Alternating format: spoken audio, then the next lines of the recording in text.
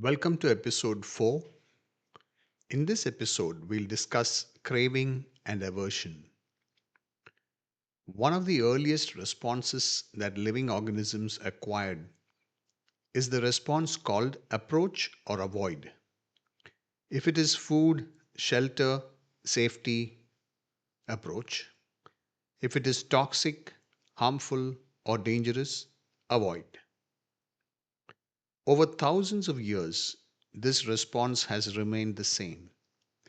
For humans, the response includes a massive range of possibilities that we have created for ourselves. All day long, you can observe this in action. You wake up and crave coffee, or you try to remain a little longer in bed, repelled by the thought of work or of something else the day has in store. The Buddhists use the term craving, clinging, aversion. Like everything else, the intensity of these responses occurs along a continuum. You could crave an object or an experience very intensely, like you might yearn for a promotion in your workplace.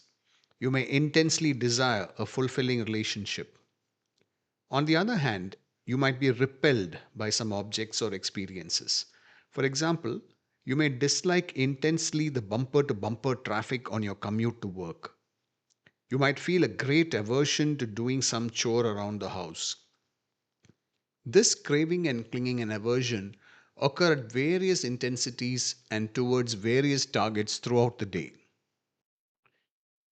We ride waves of ease or dis-ease, comfort or discomfort, pleasure, pain, happiness or sadness. The Buddhists call it dukkha, dis-ease.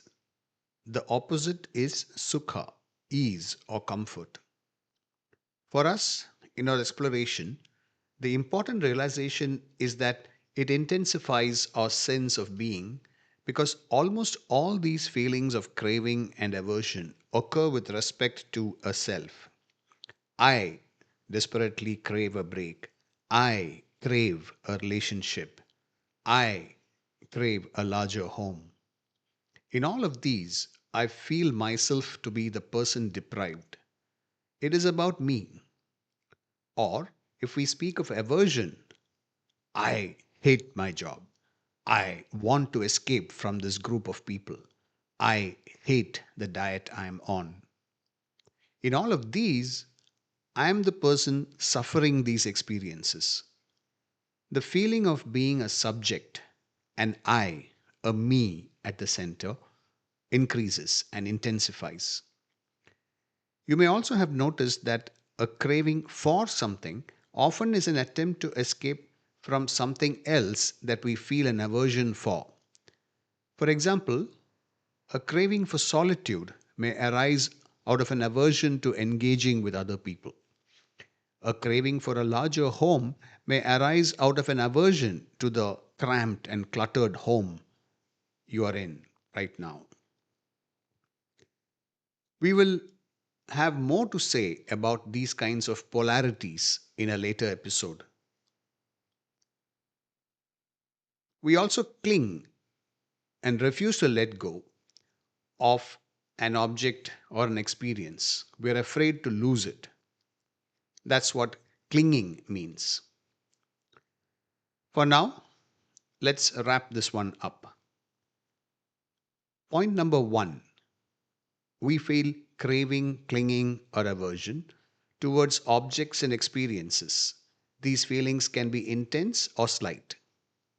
Point number two, they intensify the feeling of being a subject, an I, a me experiencing it. Point number three, these experiences can cause us ease or dis ease, pain or pleasure. Point number four, clinging to something can cause suffering too.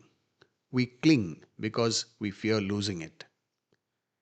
Point number five, some of these phenomena lie on opposite ends of a polarity. Craving one end of a polarity often shows us we are trying to avoid its opposite. You may wonder, why should we know this? Seeing this deeply will begin to show us ways to be free of it. We will discuss how in future episodes. For now, when you finish listening, mentally run through the events of your day.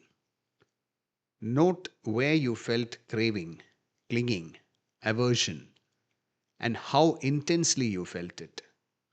Recall the feelings of pleasure, pain, discomfort, or ease. Don't try to analyze reasons or causes. You are just recalling it as it was.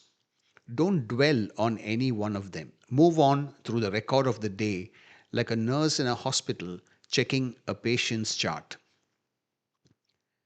Having said and done all this, there is one final point to consider which may have struck you. Since the approach avoid response is crucial to an organism's survival, isn't it also useful to us? We will consider this in a separate episode. After you've completed the practice I described earlier of running through the events of the day, there is another practice you could try if you're up to it. As you recall each instance during the day of craving or aversion, notice how your sense of self tightens around them. You feel, for example, I hated that. I loved this. Why is this happening to me? Why can't I have that? Etc.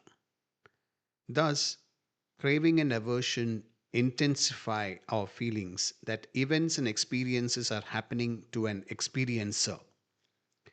In a separate episode, we will investigate how to relax the craving and the aversion, leading to a greater sense of ease of being.